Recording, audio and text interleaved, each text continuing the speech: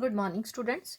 Welcome to Ambi Senior Secondary School, Class 10th, Mathematics, Chapter number 8, Introduction to Trigonometry. आज हम उसका कर रहे हैं पार्ट नंबर 6, जिसमें हम अपनी एक्सरसाइज 8.2 करेंगे।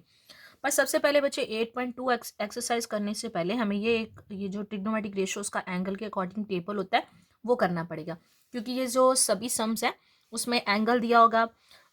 जैसे इसमें एंगल्स है 0 डिग्री, 30 डिग्री, 45, 60 और 90। सिर्फ यही एंगल दिए गए होती हैं और इनकी वैल्यूज हमें पुट करनी होती है, उसके अकॉर्डिंग हम सम को सॉल्व करते हैं। ये टेबल आपकी बुक में भी दिया गया है, या तो हम इस टेबल को लर्न कर लेते हैं या हम सीख लेते हैं कि इस टेबल को बनाते कैसे हैं।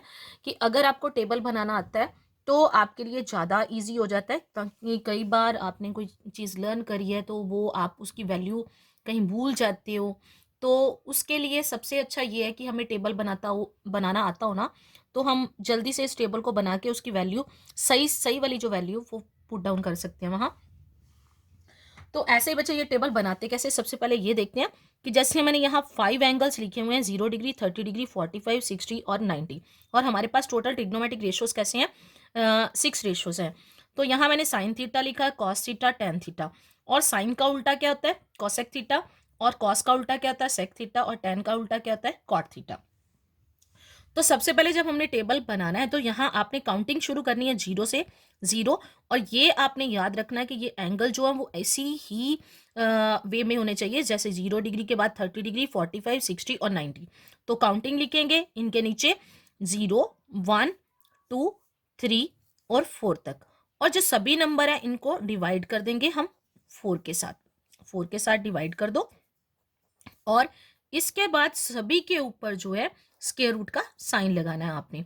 और इस कैलकुलेशन के बाद जो मेरा आंसर आएगा वो एंगल्स की जो है वो वैल्यू होगी। जैसे यहां मैं बता रही हूँ 0/4 के ऊपर स्क्वायर रूट का साइन है, तो 0 कोई भी नंबर होता है तो उसकी वैल्यू होती है 0। तो 0 का स्क्वायर रूट भी क्या है, 0। इसका मतलब साइन थीटा की जब वैल्यू 0 डिग्री होगी तो उसकी वैल्यू क्या है मेरे पास, 0।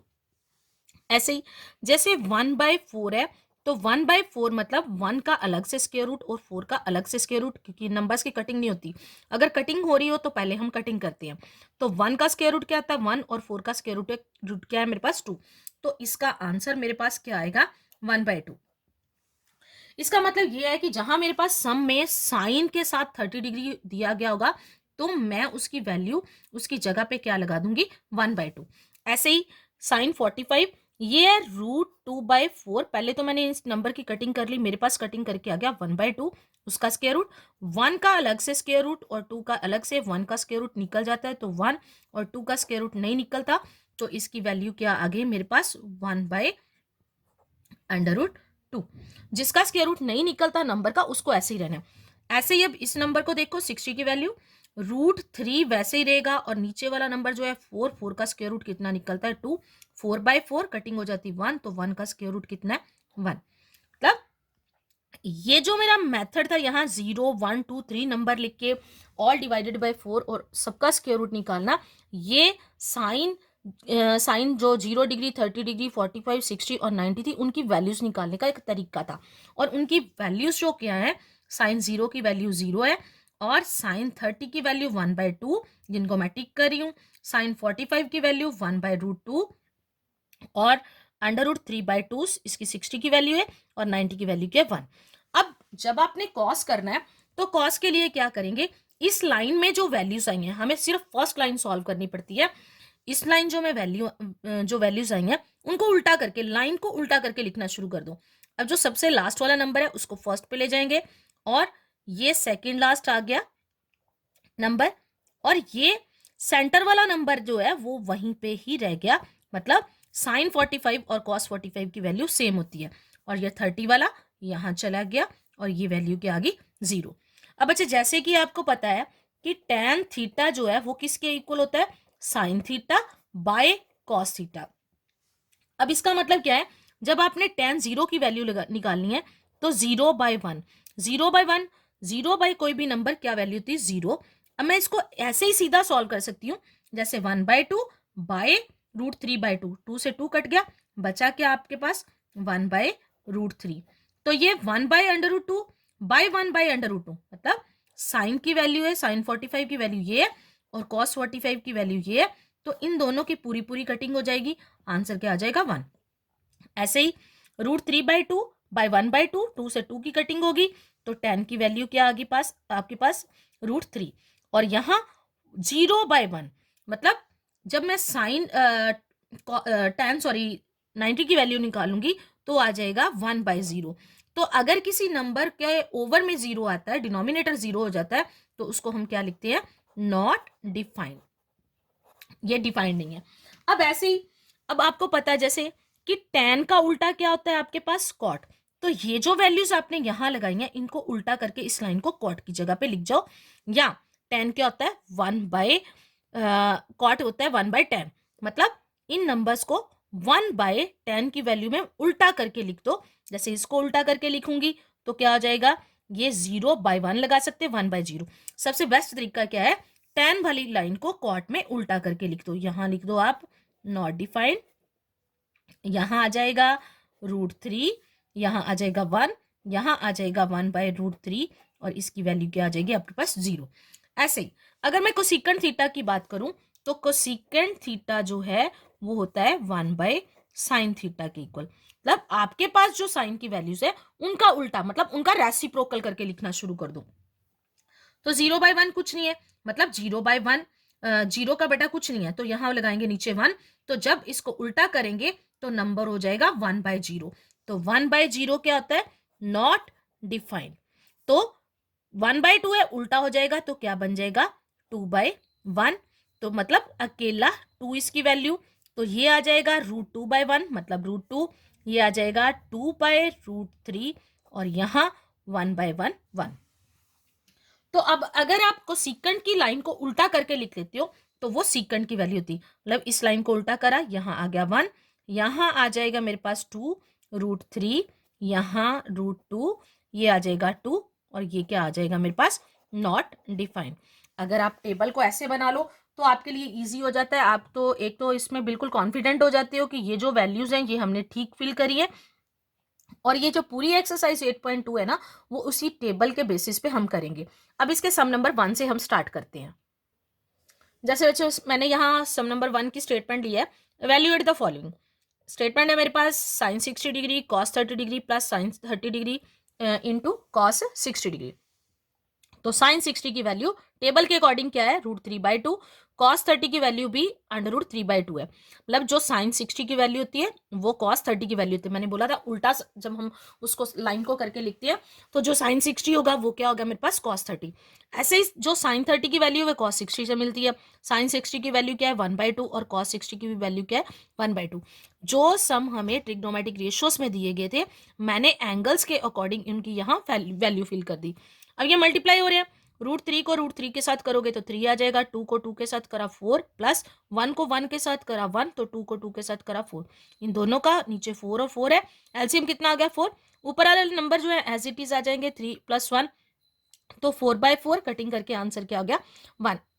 अब इसका सेकंड पार्ट लेते हैं हम। सेकंड पार्ट भी है 2 tan square 45 degree plus cos square 30 degree minus sin square 60 degree. इसका मतलब क्या है कि मैंने यहाँ तो 2 लिख दिया, ये नंबर था एज इट इज।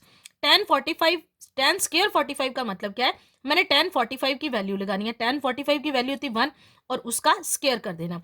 मतलब यहाँ मैं बोलूँ तो इसको हम ऐसे भी लिख सकते हैं कि tan 45 डिग्री का स्क्वायर, इसको हम ऐसे भी मेंशन कर सकते हैं, मतलब tan 45 की वैल्यू 1 थी और उसका मैंने स्क्वायर कर दिया।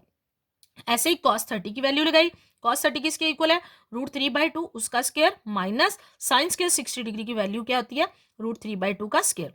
अब यहाँ देखो 2 1 का स्क्वायर 1 होगा तो 1 × 2 2, और इसका जब मैं स्क्वायर करूंगी तो √3 का स्क्वायर मतलब √3/2 इंटू √3/2, इनको मल्टीप्लाई करेंगे तो 3 बन जाएगा, 2 को 2 के साथ करेंगे तो 4, इनको मल्टीप्लाई करा जब √3 का स्क्वायर बन गया, स्क्वायर से स्क्वायर रूट कट जाता है, इसलिए यहाँ क्या आ गया 3। तो इसकी वैल्यू क्या आ गई 3/4, और इसकी वैल्यू भी क्या आ गई 3/4। प्लस का माइनस का कट गए और कटिंग करने के बाद मेरे पास आंसर क्या आ गया 2। और ये जो ये सेकेंड पार्ट है, फर्स्ट और सेकंड पार्ट जो है वो सिंपल है। अब आगे जाके कुछ सम आएंगे जिनमें मेरे को रैशनलाइज करना है।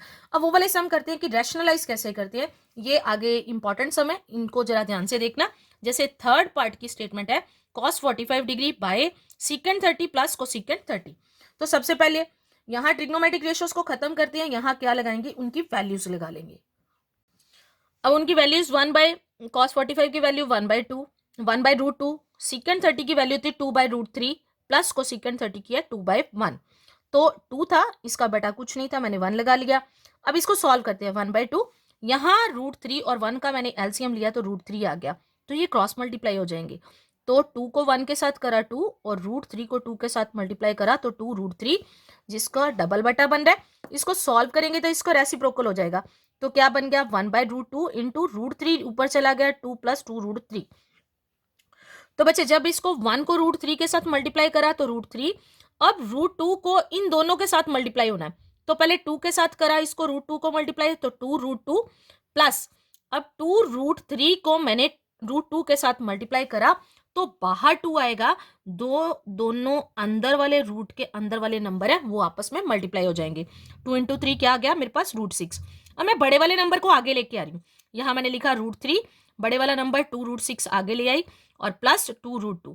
अब यहाँ मैंने साइन नहीं चेंज करा क्योंकि मैं इक्वल के दूसरी साइड नहीं लेके जा रही, यहीं पे इनकी जगह चेंज कर रही हूँ तो साइन चेंज नहीं होते। अब मैंने यहाँ फिर से वही नंबर लिख लिया 3/2√6 प्लस 2√2। अब डिनोमिनेटर में जब रूट का साइन आ जाता है, स्क्वायर रूट का साइन आता है, तो उसको हमने खत्म करना होता है, मतलब डिनोमिनेटर के में जो है वो रूट का साइन नहीं आना चाहिए। तो इसको खत्म करने के लिए क्या बोलते हैं, हम रैशनलाइज करते हैं डिनोमिनेटर को बाय रैशनलाइजिंग द डिनोमिनेटर। अब डिनोमिनेटर को रैशनलाइज कैसे करते हैं, जो भी आपके पास स्टेटमेंट में, ये जैसे मेरे पास बचा हुआ नंबर था उसमें जो ये मेरा डिनोमिनेटर है, डिनोमिनेटर को वाले ही सेम नंबर लेने हैं, बस उनके बीच वाला जो साइन है वो हम ओपोजिट ले लेते हैं। जैसे यहाँ प्लस का साइन है तो यहाँ मैंने ऊपर नीचे दोनों वही नंबर्स लिए हैं, 2√6 माइनस 2√2 बाय 2√6 माइनस 2√2, मतलब डिनोमिनेटर वाले सेम नंबर है। रैशनलाइज करने के लिए क्या करते हैं, बीच वाला साइन जो है वो ओपोजिट लेते हैं, अगर प्लस का साइन है तो माइनस का हो तो प्लस का लेती है।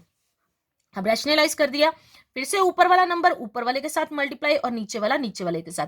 बेसिकली हमने ये फॉर्मूला क्या बनाना होता है, यहाँ a + b और a - b का फॉर्मूला बनाते हैं, जो किसके इक्वल होता है, a² - b² के। तो जब ऊपर वाले नंबर को ऊपर वाले नंबर के साथ मल्टीप्लाई करेंगे 2 बाहर रह जाएगा, अंदर वाले नंबर मल्टीप्लाई हो गए, 2√18 माइनस 2√6 आ गया। तो मैंने जैसे यहाँ फॉर्मूला लिखा तो यहाँ क्या आ जाएगा, 2√6 का square a + b a - b equal to a² - b²। तो यहाँ a क्या है, 2√6 का स्क्वायर माइनस 2√2 का स्क्वायर।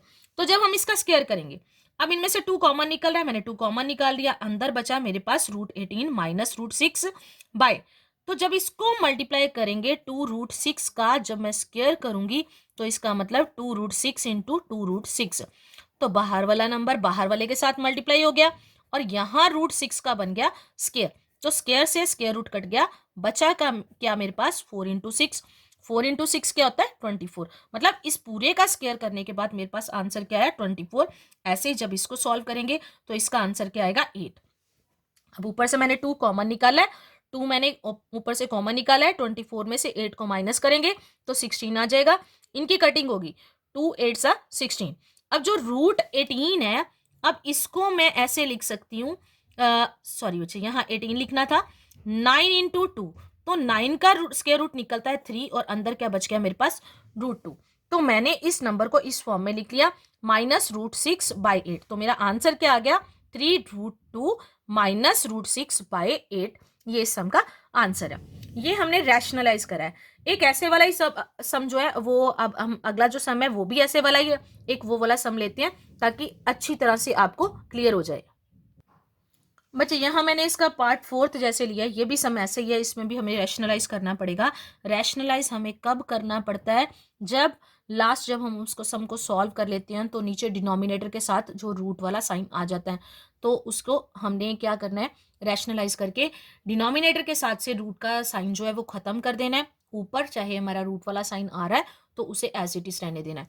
अब जैसे देखो यहाँ मेरे पास सम है sine 30 degree plus tan 45 minus cosecant जो है 60 degree by secant 30 plus cos 60 plus cot 45। अब ये सारी वैल्यूज ऑपोजिट चलती है। साइन 30 कॉस 60 के इक्वल है, tan 45 और कॉट 45 इक्वल होते हैं, सीकेंट 30 कोसेकेंट 60 के इक्वल होता है। तो यहाँ वैल्यू फिल कर ली टेबल के अकॉर्डिंग। साइन 30 1/2, tan 45 की वैल्यू थी 1, माइनस का साइन है तो माइनस, 2 कोसेकेंट 30 की कोसेकेंट 60 की वैल्यू 2/√3, और सेम ऐसे ही 2/√3 प्लस 1/2 प्लस 1, ये वैल्यूज जो है वो सारी हमने एंगल के अकॉर्डिंग टेबल से लगा ली हैं। और आप टेबल खुद भी बना सकते हो, वैसे जैसे मैंने बोला है टेबल को लर्न भी कर सकते हो। अगर फर्स्ट लाइन हमें आती हो तो बाकी का पूरा टेबल जो है वो हम बना सकते हैं इजीली। तो बच्चे देखो यहाँ नेक्स्ट, इसका बेटा कुछ नहीं है तो मैंने यहाँ 1 लगा लिया, यहाँ भी 1 लगा लिया। एलसीएम लेंगे, एलसीएम क्या आ जाएगा 2√3। तो 2√3 के अकॉर्डिंग 2√3 को 2 से डिवाइड करेंगे, 2 कट गया, बचा क्या √3, 1 से मल्टीप्लाई हो जाएगा। √3 1 के साथ इसे डिवाइड करेंगे, यही नंबर आ जाएगा, 1 के साथ मल्टीप्लाई हो जाएगा, तो वही आ गया ऊपर 2√3। और जब 2√3 को √3 से करेंगे, √3 से √3 कट जाएगा, तो 2 किसके साथ मल्टीप्लाई हो जाएगा, 2 के साथ, 2 का 4, और नीचे एलसीएम ही सेम नीचे वाला भी स्टेप ऐसे ही फॉलो करेंगे। यहाँ 1 है तो यहाँ इसका एलसीएम 2√3 ऊपर आ जाएगा, यहाँ इसको इसके साथ डिवाइड करा तो √3 से √3 कट गया, 2 बचेगा, 2 × 2 4। जब 2 से डिवाइड करेंगे तो 2 कट जाएगा, √3 उसको 1 से करेंगे तो √3, और जब 1 से करेंगे तो सेम नंबर आ जाएगा, 1 से मल्टीप्लाई करेंगे तो 2√3। अब यहाँ देखो ऊपर नीचे मेरे पास नंबर सेम आ गए, इनको तो मैंने कट कर लिया। यहाँ देखो यहाँ भी रूट के अंदर 3 है और यहाँ भी रूट के अंदर 3 है। जब ऐसे नंबर हो तो प्लस माइनस हो जाते हैं, मतलब रूट के अंदर का नंबर सेम है तो बाहर वाले नंबर जो है वो प्लस होते हैं। जैसे यहाँ 2 है तो यहाँ कुछ नहीं मतलब 1 है, 2 + 1 3√3 - 4 आ गया। तो यहाँ भी मैंने पहले इनको इकट्ठे कर लिया, यहाँ भी 1 है और 2, ये आ गया 3√3 + 4, ये मेरे पास नंबर आ गए।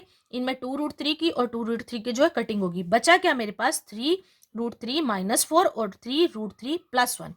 अब ऐसे ही अब देखो मेरे पास जो फाइनल टर्म है वो ये वाली बची है। अब इसमें डिनोमिनेटर में यहाँ स्क्वायर रूट का साइन आ रहा है तो मैंने उसको खत्म करना है, तो क्या करना है रैशनलाइज। तो रैशनलाइज करने के लिए यही टर्म्स के बीच में ऑपोजिट साइन लेंगे। तो मैंने ये टर्म्स ले ली, 3√3 प्लस का साइन था तो बीच में माइनस का साइन, -4/3√3 -4। जब बच्चे इसको सॉल्व करेंगे ऊपर वाली देखो टर्म्स बिल्कुल सेम होगी, तो यहाँ मेरा फॉर्मूला बन रहा है a - b के होल स्क्वायर का, और नीचे a + b a - b equal to a² - b², मतलब a की जगह 3√3 का स्क्वायर माइनस b की जगह 4 का स्क्वायर।